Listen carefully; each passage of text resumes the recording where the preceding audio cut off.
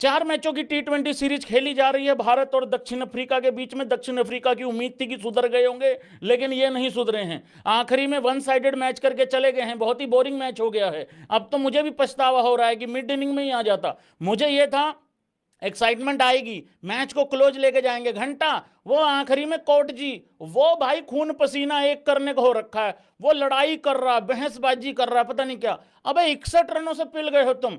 और 61 का मतलब क्या होता है? 61, मतलब 61 नहीं होता, 6 + 1 7 थालाभोरा रीजन। ये भी थालाभोरा रीजन है। कोच चाहे गंभीर साहब हो, कोच चाहे वीवीएस लक्ष्मण हो, लेकिन थालाभोरा रीजन जरूर रहेगा भाई। तो भाई लोगों, सबसे पहले तो साउथ अफ्रीका ने टॉस जीता और हमें वो दिया जो हम चाहते थे। देखो टॉस पे मैं पहले 1 घंटा अपना लूंगा, फिर बाद में आप लोगों की तरफ आऊंगा। टॉस पे सूर्य कुमार यादव ने कहा कि मैं बल्लेबाजी ही करना चाहता था, और एडे भाई ने एडम माकरम ने कहा कि हम तो पहले बॉलिंग करना चाहते हैं। हाँ, करा लो, ओवरकास्ट कंडीशन है। और उसने मंदबुद्धि ने दूसरे ओवर में स्पिनर लगा दिया, फिर तीसरे ओवर में फिर स्पिनर लगा दिया। और हमें भी लग रहा था कि हमने भी अपनी 11 गलत खिलाई है, 2-2 3-3 स्पिनर खिला लिए हमने भी। लेकिन बाद में पता लगा उनको उनसे स्पिनर ही नहीं खेले जा रहे थे भाइयों। लग भी रहा था ड्यू आ जाएगा, ये आ जाएगा, समुंदर टूट के आ जाएगा, घंटा कुछ नहीं आया टूट टाट के। एक एक प्लेयर के बारे में बात करेंगे, जिसने जो किया होगा वैसा ही उसके बारे में बोला जाएगा। बड़े ध्यान से और प्रेम से सुनना। तो इंडिया आता है पहले बल्लेबाजी करने। संजू सैमसन नेट प्रैक्टिस करके जाता है, नहीं बिल्कुल नेट प्रैक्टिस करके, ये बदतमीजी है। ये बहुत ही बड़े लेवल की बदतमीजी करी है संजू सैमसन ने। ये क्या मतलब हुआ?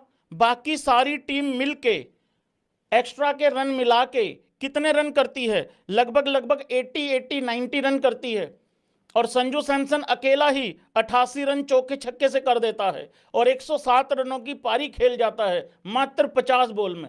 भाई वो बंदा बिल्कुल, मतलब उसने लेग स्पिनर को तो समझा ही नहीं कि लेग स्पिनर बॉलर भी होता है कि नहीं होता है। जैसे वीरूपाजी बोलते हैं ना कि ऑफ स्पिनर बॉलर नहीं होता, वो बॉलर नहीं होता, वैसे ही आज लेग स्पिनर को ओवर नहीं डाल पा रहा था पूरा। ऐसे 2-3 बॉलर थे उनके, 2 बॉलर जो ओवर पूरा नहीं कर पा रहे थे अपना, इतना मुश्किल हो रही थी बॉलिंग करानी। 10 छक्के मारे, 7 चौके मारे संजू सैमसन। देखो यही शायद डरबनी था, मुझे करेक्ट कर देना बाकी भाई लोग, ये शायद डरबनी था लास्ट टाइम जब ओडीआई में संजू सैमसन ने शतक मारा। यहीं पे सीरीज लाइन पे थी, बहुत जबरदस्त, वो वैल्यूएबल 100 था, वेस्ट नहीं गया था। उसके बाद बांग्लादेश की सीरीज में भाई ने आखिरी मैच में शतक बनाया, बांग्लादेश की सीरीज में T20 में, और उसके बाद अब ये बैक टू बैक सेंचुरी बना दी है। मुझे नहीं पता दुनिया में कितने प्लेयर हैं, अभी ज़्यादा सर्च नहीं करिए, कल बात कर लेंगे इस पर कि दुनिया में कौन कौन से प्लेयर हैं जिन्होंने बैक टू बैक T20 में शतक बनाया है। लेकिन हिंदुस्तानी पहला ही प्लेयर है शायद, या राहुल ने बनाया हुआ है इससे पहले, पता नहीं क्या था क्या नहीं। कितना जोहान्सबर्ग में था ये, अच्छा चलो कोई बात नहीं, मतलब साउथ अफ्रीका में था 100 उसका ओडीआई में, कहने का मतलब एक है, बाद में चर्चा कर लेंगे, कोई बात नहीं, ये मुद्दा नहीं है वैसे अपना।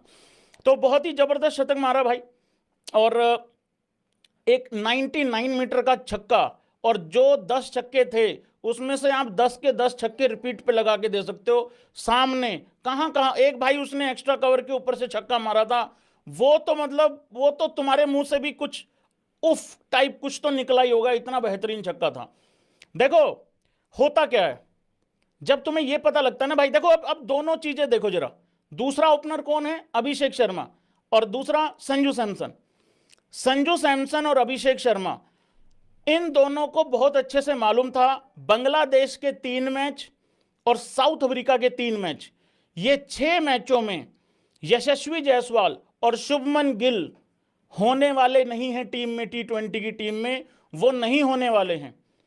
अगर इन 6 मैचों में भी, जो कि अभिषेक शर्मा 4 मैच बहुत ही कामयाबी से खराब कर चुका है, ये 6 के 6 मैच ऐसे थे जो अगर तुम इसमें भी अपनी जगह पक्की नहीं कर पाए या इसमें अपना इंपैक्ट नहीं मार पाए, तो फिर तुम किसी काम के नहीं हो, फिर तुम बहुत ही वेस्ट कर जाओगे और फिर अपने आप को कोसोगे। पहली बार ऐसा हुआ था संजू सैमसन को जब बांग्लादेश की सीरीज में, उसको ये था, हमने ये बात करी थी बांग्लादेश की सीरीज से पहले कि ये पहली बार शायद ऐसा होगा कि उसको तीनों के तीनों मैच खेलने को मिलेंगे। अदरवाइज क्या होता था भाई, हाँ 4 और 3 7, ठीक है, ये 4 मैच है, सॉरी 4 मैच है ये, सॉरी गलती हो गई।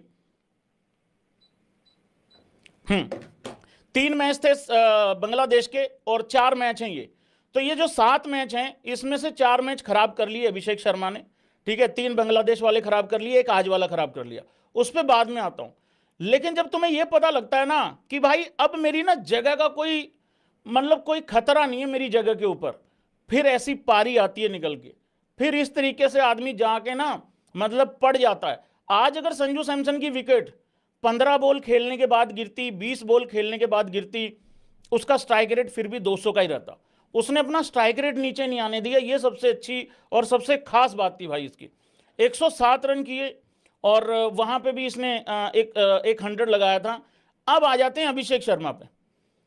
अच्छा, अब संजू सैमसन की लड़ाई क्या है, अब देखो जरा, ये जो 7 मैच है ना, इसके बाद अगर तुम अपनी जगह नहीं पक्की कर पाए ना, तो इसमें तुम खुद अपने आप को दोष दोगे, किसी सेलेक्टर को नहीं दोगे भाई, और ना ही किसी कप्तान को दोगे, ना कोच को दोगे, ना सेलेक्टर को दोगे, ना कप्तान को दोगे, अपने आप को दोष दोगे।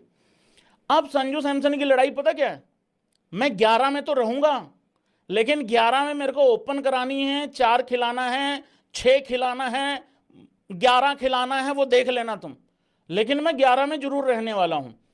अब आ जाते हैं, क्योंकि देखो मेरा ऐसा मानना है ऋषभ पंत पहली चॉइस होना चाहिए टेस्ट क्रिकेट में, पहली चॉइस। वहां जुरेल अच्छा खेलता है, फिर भी वो दूसरे नंबर पे। तो भाई फिर अच्छा, ऋषभ पंत ने T20 में अच्छा किया नहीं है, इतने सारे चांसेस मिलने के बाद भी अच्छा नहीं किया, तो क्यों नहीं पर संजू सैमसन को आप भाई यहां परमानेंट करो। देखो गिल और जायसवाल जब वापस आएंगे वो अभी भी ओपन ही करेंगे, ये मैं आपको बता दूं। लेकिन हाँ, संजू सैमसन ने 11 में अपनी जगह पक्की कर ली है। ये भाई जितने भी संजू सैमसन के फैंस हैं, ये तुमको बधाई हो। लेकिन अगर इसने बचे हुए 3 मैचों में, क्योंकि ये तीनों खेलने वाला, अगर 1-2 पारी और बड़ी खेल दी ना, फिर शायद ओपनिंग से भी हटाना मुश्किल हो जाएगा, क्योंकि इंपैक्ट बहुत बड़ा है। 214 का स्ट्राइक रेट है, कितने का, 214 का।